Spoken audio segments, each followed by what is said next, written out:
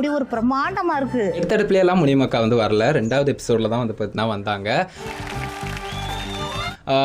It's worth to watch அப்படின்னு சொல்லலாம். ஏற்கனவே நம்ம ப்ரொமோவும் பார்த்துருந்தோம், அந்தளவுக்கு வேறு லெவலில் இருந்துச்சு. அண்ட் அதே என்டர்டெயின்மெண்ட் சேம் கொஞ்சம் கூட குறையாமல் வந்து பார்த்தீங்கன்னா முனியமக்கா இதுலேயும் கொடுத்துருந்தாங்க.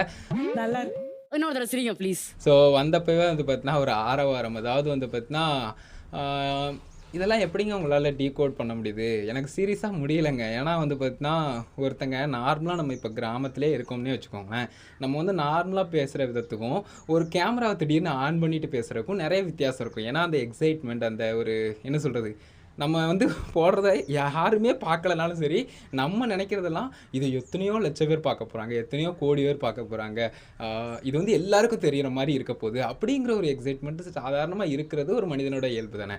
அதே மாதிரி அந்த ஒரு விஷயமே இருக்கிறப்போ அவ்வளோ பெரிய மேடையில் ஏறி ஒரு மீடியா, தொலைக்காட்சி மீடியாவில் நம்ம மெயின் மீடியாவில் வந்து கவர் ஆகிறோம், நம்மளை வந்து எடுத்து போடுறாங்க அப்படிங்கிறப்போ அந்த எக்ஸைட்மெண்ட் எவ்வளவுக்கு இருக்கும். ஸோ அந்த மாதிரி ஒரு எக்ஸைட்மெண்ட்டாக தான் என்னால் அதை பார்க்க முடிஞ்சது. இது வந்து டீகோட் பண்றதுக்கு இதுல எதுவுமே கிடையாது. அவங்களோட pure and pure expression, like அவங்களோட எக்ஸைட்மெண்ட்டை தான் அது வந்து காட்டுச்சு அப்படின்னு சொல்லி ஆகணும். அண்ட் ஸ்ட்ரெயிட்டாகவே வந்து பார்த்தீங்கன்னா அவங்களுடைய லிசனிங் கில்ஸாக இருக்கட்டும், பேசுறீங்க, நல்லா எடுப்பாக பேசுறீங்க. அது போக வந்து பார்த்தீங்கன்னா அவங்க வந்து பேசக்கூடிய விதத்தில் அந்த யதார்த்தமும் அந்த வெகுளித்தனமும் இருந்த விஷயங்களா இருக்கட்டும். ஜூலி இருக்கிற வேண்டிய இடத்துல நான் இருந்திருந்தா எப்படி இருந்து அவ்வளோ க்யூட்டாக இருந்துச்சுங்க. இதை வந்து ஒரு மனுஷன் கிரிட்டிசைஸ் பண்ணவோ இல்லை டீகோட் பண்ணவோ இல்லை இது உண்மையா பொய்யா எல்லாம் நடிக்கிறாங்களா அப்படிங்கிற மாதிரி எப்படி தான் சொல்ல முடியுது அப்படிங்கிறது சீரியஸாக தெரில. ஸோ வந்த உடனே வந்து பார்த்தீங்கன்னா அவங்க வந்து பயங்கரமாக பேச ஆரம்பிச்சிட்டாங்க. அதே மாதிரி நீங்களாம் எப்படி இவ்வளோ வெள்ளையாக இருக்கீங்க அப்படின்லாம், அது நீங்களே இவ்வளோ வெள்ளையாக இருக்கீங்களா எப்படி, அந்த விஷயம்லாம் கேட்குறப்ப ரொம்ப காமனாக நம்மளால் ஃபீல் பண்ண முடிஞ்சது. ஏன்னா வந்து பார்த்தீங்கன்னா லைக் நினச்சி பாருங்களேன், செலிப்ரிட்டிஸ் வந்து நம்ம வந்து நார்மலாக வந்து பார்த்தீங்கன்னா ஒரு காமன் மேன் வந்து பார்க்குறது என்னென்னா, அவங்களும் இந்த மாதிரி தான் பண்ணுறாங்களா, அவங்களும் இப்படி தான் இருக்காங்களா, அவங்களும் இப்படி தான் நடக்காங்களா, இந்த மாதிரி நார்மலி திங்க் பண்ணுறது வந்து ஒரு மனிதனுடைய இயல்பு தானே. நம்மளே இப்படி லைக் ஓரளவுக்கு நல்ல எஜுகேட்டட் ஒரு சிட்டி சைடு வாழக்கூடியவங்களே அப்படி ஒரு செலிப்ரிட்டியை பார்க்குறப்போ நினைக்கிறப்போ, ஒரு கிராமத்து சைடு இருக்கிறவங்க திடீர்னு அந்த மாதிரி ஒரு செலிப்ரிட்டியை, அந்த மாதிரி ஒரு பாப்புலராக இருந்தவங்கள பார்க்குறப்போ கண்டிப்பாக வந்து பார்த்தீங்கன்னா அந்த எக்ஸைட்மெண்ட் இருக்க தானே செய்யும். அதே மாதிரி வந்து பார்த்தீங்கன்னா ராஜு வந்து எனக்கு தெரியாது அப்படின்னு சொல்லிட்டு சொன்னாங்க. ஏன்னா உங்களை எனக்கு தெரியாததுனால தான் உங்கள்கிட்ட பேசாமல் இருக்கேன். சீரியஸ்லி சொல்லப்போனால் அந்த சீசன், அதாவது ராஜு இல்லை அப்படின்னு சொன்னால் அந்த சீசன் பயங்கர மொக்கையாக தான் இருந்திருக்குங்கிறதுல சந்தேகம் இல்லை. அண்ட் நிறைய பேருக்கு அது ஃபீல் ஆகியிருந்திருக்கான். அதுதான் அவங்களும் அது சொன்னாங்க. லைக் அவங்களும் ஃபஸ்ட்டு கொஞ்சம் சீசன் தான் பார்த்துருக்காங்க. அதில் ஆரியாக்கு அடுத்து ஓவியா முக்கியமாக வந்து பார்த்தீங்கன்னா ரொம்ப பிடிக்கும், எனக்கு ரொம்ப பிடிக்கும் மேடம் உங்களை அப்படின்னு சொல்லிட்டு சொல்லும்போதுலாம் அவங்க ரொம்ப ரொம்ப பிடிக்கும், அவ்வளோ ஒரு மாதிரி சாட்டிஸ்ஃபைங்காக இருந்துச்சு அப்படின்னு சொல்லலாம். மேடம் ரொம்ப ரொம்ப பிடிக்கும். மாயா வந்து போனதுக்கப்புறம் என்ன நீங்களே பேசிகிட்டு இருக்கீங்க அப்படின்னு சொல்லிட்டு போகிறப்போ என்ன கோச்சிக்கிட்டாங்கன்னு சொல்லிட்டு சொல்கிறப்போ, வாங்க சும்மா வாங்க, அவங்க கோச்சிக்கிட்டாங்களே அப்படின்னு சொல்லிட்டு சொல்ல, அவங்க இடமே அதான் ராஜு கலாய்க்கை, அவங்க இடமே தான். இன்னொரு பக்கம் வந்து பார்த்தீங்கன்னா ஏன்க்கா தனியாக நிற்க பயமா இருக்கான்னு சொல்லிட்டு ஓவியா லைட்டாக கேட்க, தனியா இருக்க பயமாக்கா, இதுல என்ன பயம் இருக்கு, எல்லாரும் மனுஷங்க தானே, எனக்கு பயம்ன்றது யாருக்கும் தேவை கிடையாது, எல்லாரும் மனுஷங்க தான். ரொம்ப யதார்த்தமா அது பற்றி தான் பேசியிருந்தாங்க. அதெல்லாம் அவ்வளோ அழகா இருந்துச்சு பார்க்குறதுக்கு. நாளைக்கு நானும் பெரிய ஹீரோயின் ஆயிட்டா.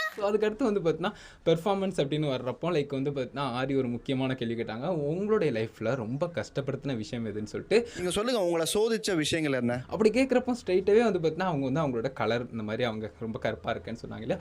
அந்த விஷயத்த எங்கள் அம்மாவே வந்து இப்படி கருவாச்சி மாதிரி இருக்க, நீ யார் கட்டுவா, சீக்கிரம் பிறப்பு மாப்பிள்ளை வீட்டிலேருந்து வராங்களா அப்படின்னு சொல்லிட்டு சொன்ன விஷயத்த சொல்லும்போது அப்போதான் மனசு ரொம்ப வருத்தப்படுச்சு. உண்மையிலே நிறைய பேருக்கு வந்து அது வந்து ரிலேட் பண்ணிக்க முடியும். எக்கச்சக்கமான எஸ்பெஷலி பெண்கள் எதனாலங்கிறது உங்களுக்கே தெரியும். லைக் அவங்கள வந்து ஈஸியாக ரிஜெக்ட் பண்ணுறதுக்கு ஒரு காரணமாக அது அமைஞ்சிரும் திருமணம் அப்படிங்கிற ஒரு விஷயம் வர்றப்போ.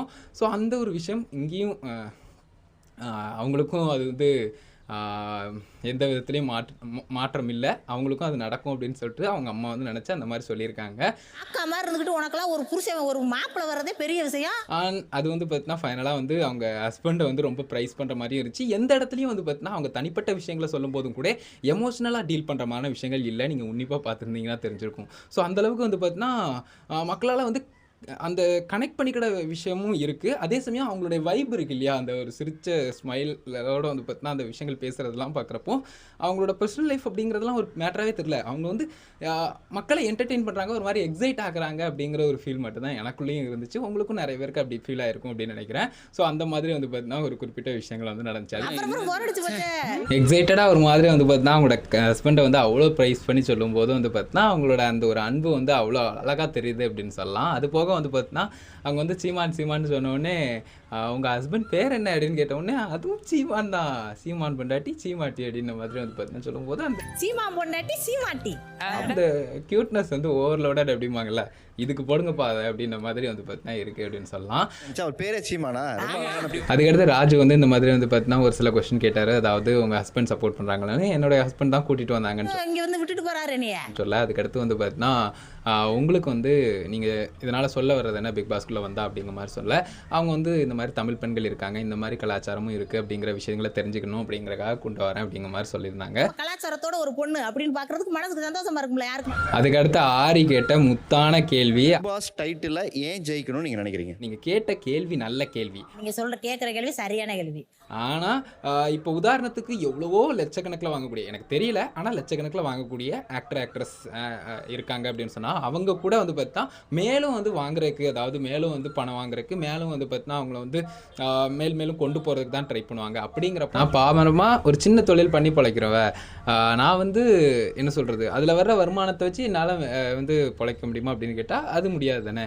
ஸோ அதுக்கு அடுத்தடுத்து என்ன பண்ணலாம், அடுத்தடுத்து வருமானம் எதுலேருந்து வரும், அடுத்தடுத்து நீ எப்படி வந்து நான் வந்து மேன்மேலும் கொண்டு போகலாம், அந்த எண்ணம் தான் இந்த முடியுமாக்குள்ள. அதனால தான் இங்க வந்து நிற்கிறேன். அவ்வளோ கிளியரான ஒரு ஸ்பீச்சு. அப்படி ஷாக்கிங்காக இருந்துச்சு. அது வந்து பேசுகிறப்போ எப்படிப்பா இப்படி பேசுகிறாங்க, அதாவது அவங்க வந்து வெகுளியாக தான் இருக்காங்க அப்படின்னு சொன்னால் கம்ப்ளீட்டாக வெகுளியாக இருக்காங்க அப்படின்லாம் இல்லை. அவங்க வந்து நல்லாவே உள்வாங்குறாங்க, நல்லாவே அதுக்கு தகுந்த மாதிரி ஒரு அப்படியே வாயடைச்சு போகிற மாதிரி சில பதில்கள் வந்து சொல்கிறாங்க. You are 200% selected. உண்மையிலேயே ராஜு சொன்ன மாதிரி வந்து பார்த்தா 200% வந்து பார்த்தா ஆப்டான ஒரு கண்டஸ்டன்ட் அப்படின்னு சொல்லலாம். அண்ட் அது போக வந்து பார்த்தா எப்படி பண்ணுவீங்க அப்படிங்கிற மாதிரி ஒரு டாஸ்க் கொடுத்தாங்க. எப்படி இருக்குன்னு சீமானுக்கு ஃபோன் பண்ணி பேசுவீங்கல்ல. இங்கே நடந்த இன்சிடென்ட்டை பற்றி பேசுகிற மாதிரின்னு சொல்கிறப்போ அவங்க எக்ஸ்ட்ரா பிட்டும் வந்து பார்த்தா ஆட் பண்ணாங்க. அதாவது எப்போ வரேன்னு கேட்காதீங்க, நல்ல டைட்டிலோட வான்னு சொல்லுங்க. விஷயங்கள்லாம் பேசினாங்க. அது ஒரு பக்கம் இருக்கு.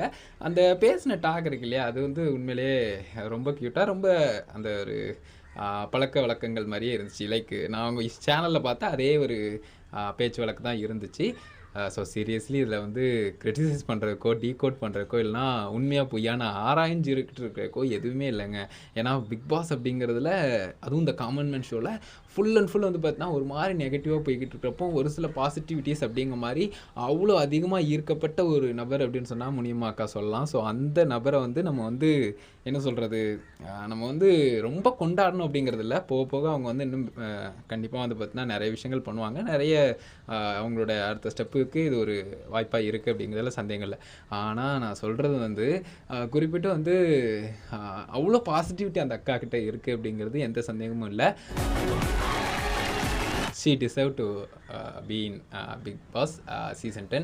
ஸோ தட்ஸ் இட் மக்களே. எனக்கு இவ்வளோ தான் சொல்லணும்னு தோணுச்சு. எனக்கு சீரியஸ்லி ரொம்ப பிடிச்சிருந்துச்சி அந்த எபிசோடில். எனக்கு அந்த அக்கா பேசின அந்த ஒரு சில விஷயங்களை மட்டும் நான் ரிப்பீட்டடாக வாட்ச் பண்ணேன்.